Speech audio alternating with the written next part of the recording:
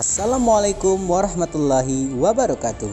Hai sahabat belajar semuanya, selamat berjumpa kembali dalam video pembelajaran di channel Darisman Sidik.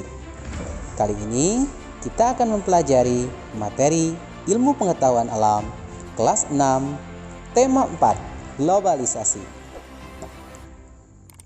Sebelum video pembelajarannya dilanjutkan, jangan lupa klik tombol subscribe, like, komen, and share videonya kepada teman-teman yang lainnya.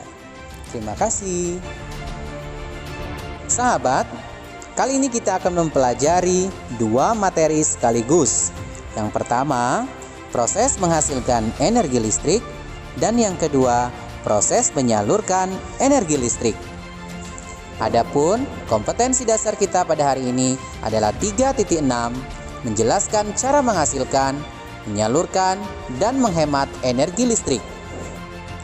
Adapun tujuan pembelajaran kita, yang pertama, dengan mengamati gambar model rangkaian listrik pembangkit listrik tenaga air, siswa mampu mengidentifikasi cara menghasilkan energi listrik dengan benar.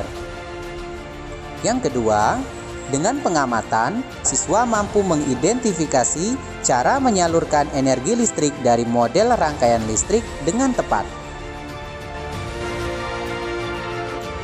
Listrik memiliki peran penting di era globalisasi. Tidak dapat dimungkiri bahwa globalisasi terjadi karena perkembangan teknologi di berbagai bidang yang didukung oleh peran listrik sebagai sumber energi di dalamnya. Dengan ditemukannya televisi, komputer, dan telepon genggam, arus informasi kemudian menyebar dengan begitu cepat ke berbagai negara di berbagai belahan dunia. Kebutuhan akan listrik kemudian menjadi suatu hal yang harus dipenuhi bagi semua negara di era globalisasi saat ini. Sumber utama energi listrik adalah pembangkit listrik. Contoh pembangkit listrik adalah pembangkit listrik tenaga air atau disingkat PLTA. PLTA dapat menghasilkan energi listrik dengan cara memanfaatkan energi air yang mengalir. Aliran air dapat berasal dari aliran air terjun, aliran sungai yang deras, atau air yang dialirkan melalui pipa-pipa khusus yang tujuannya untuk menggerakkan turbin. Gerakan turbin tersebut nantinya akan diubah menjadi energi listrik di dalam generator. Sahabat, sekarang amati gambar model rangkaian listrik pembangkit listrik tenaga air berikut ini. Angka 1 merupakan air, 2 pintu air, 3 katup pengaman, 4 tangki pengaman, 5 merupakan pipa pesat, 6 katup pengatur tekanan, 7 pintu air ke turbin, 8 merupakan generator, 9 transformer, dan 10 merupakan saluran transmisi. Listrik dihasilkan di pusat pembangkit menggunakan beragam sumber energi. Pada pembangkit listrik tenaga air, air dari waduk atau sungai masuk melalui pintu yang diatur oleh katup pengaman. Air kemudian masuk ke tangki pengaman tekanan. Air di dalam pipa pesat mengalirkan dan mengarahkan air ke turbin melalui katup pengatur tekanan. Untuk mendapatkan tekanan energi yang besar, energi potensial air kemudian menggerakkan turbin. Energi gerak tersebut kemudian diubah menjadi energi listrik oleh generator. Energi listrik dari generator kemudian diatur kapasitas tegangannya dan dialirkan oleh transformer. Energi listrik kemudian dibagikan ke konsumen oleh saluran transmisi.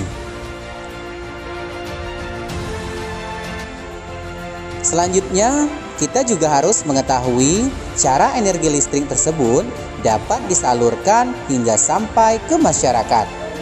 Listrik yang dihasilkan oleh pembangkit listrik tenaga air biasanya disalurkan ke rumah-rumah, gedung perkantoran, dan pabrik.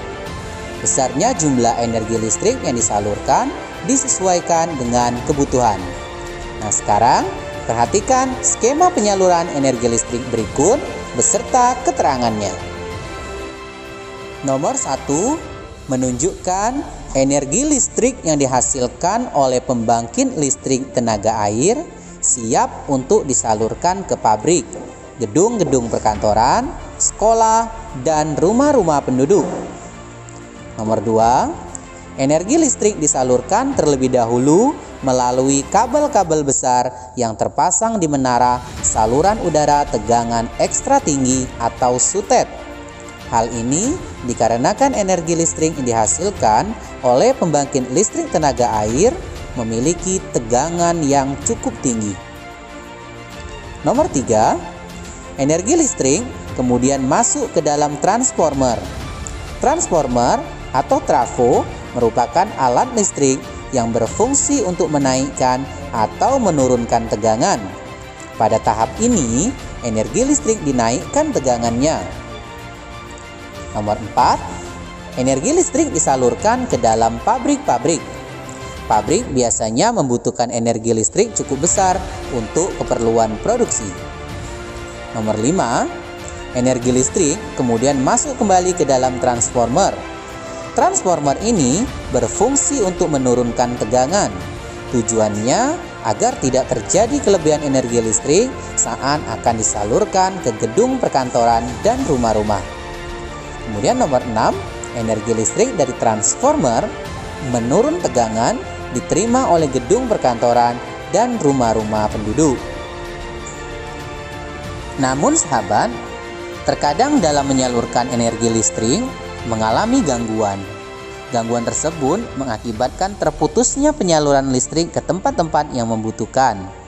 Hal ini tentu akan mengganggu aktivitas di dalam pabrik, perkantoran, dan rumah-rumah. Penyebab terganggunya proses penyaluran listrik dapat disebabkan oleh peristiwa alam, seperti tersambar petir atau gempa bumi yang mengakibatkan rusaknya salah satu komponen alat yang berhubungan penyaluran listrik. Oleh karena itu, antisipasi yang dilakukan oleh tempat-tempat yang membutuhkan energi listrik dalam jumlah besar biasanya dilengkapi dengan pembangkit listrik cadangan yang dikhususkan untuk kebutuhan tempat tersebut. Nah sahabat, demikianlah video pembelajaran kita tentang materi proses menghasilkan energi listrik dan proses penyaluran energi listrik. Semoga video pembelajaran ini dapat membantu sahabat semuanya dalam menjawab soal-soal yang diberikan oleh guru dan belajar di rumah. Jangan lupa tetap jaga kesehatan, tetap semangat belajar. Assalamualaikum warahmatullahi wabarakatuh.